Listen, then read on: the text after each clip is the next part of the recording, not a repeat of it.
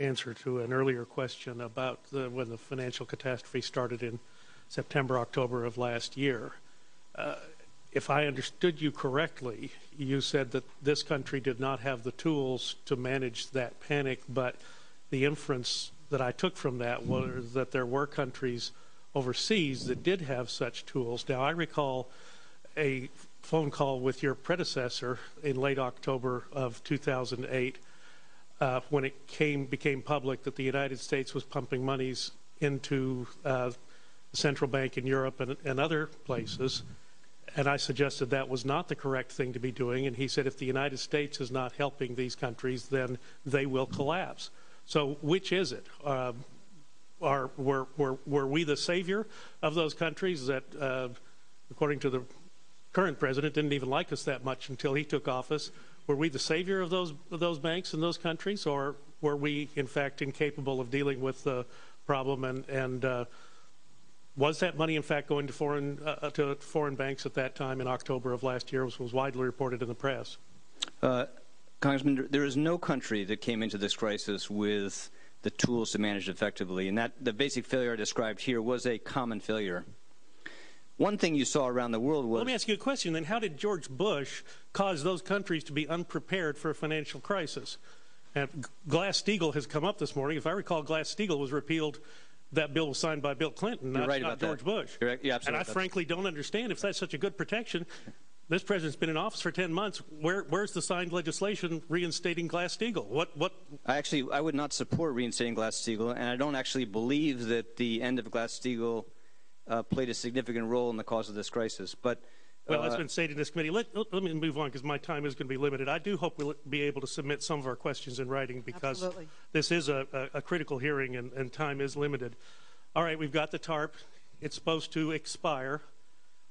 Why won't we let it die a natural death rather than letting it painfully linger and absorbing tax? We are working to put the TARP out of its misery, and no one will be happier than I am. Well, according to my figures, that program terminated and unwound. And I want to point out that we are moving very aggressively to close down and terminate the programs that defined TARP at the beginning of the crisis.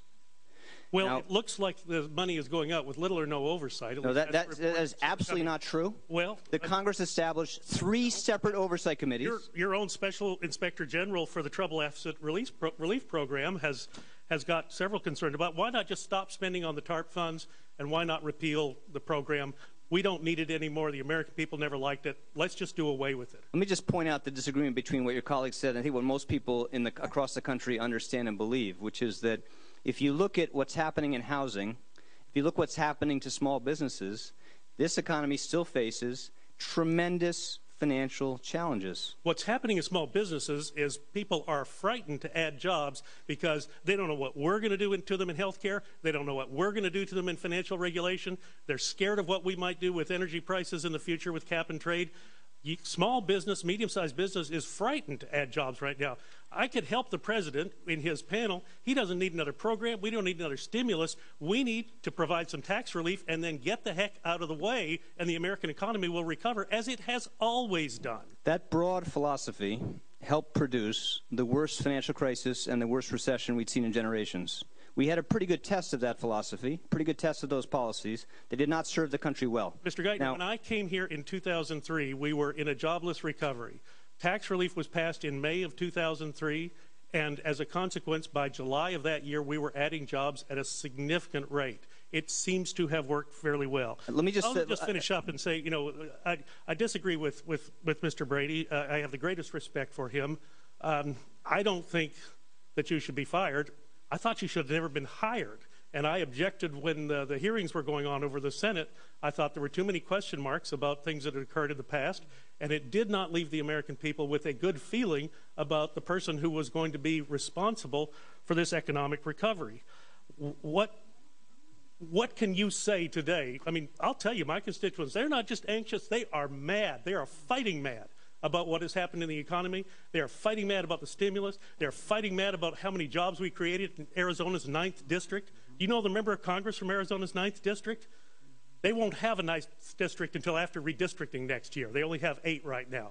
This kind of nonsense is what the American people are seeing, and that's why they're so upset.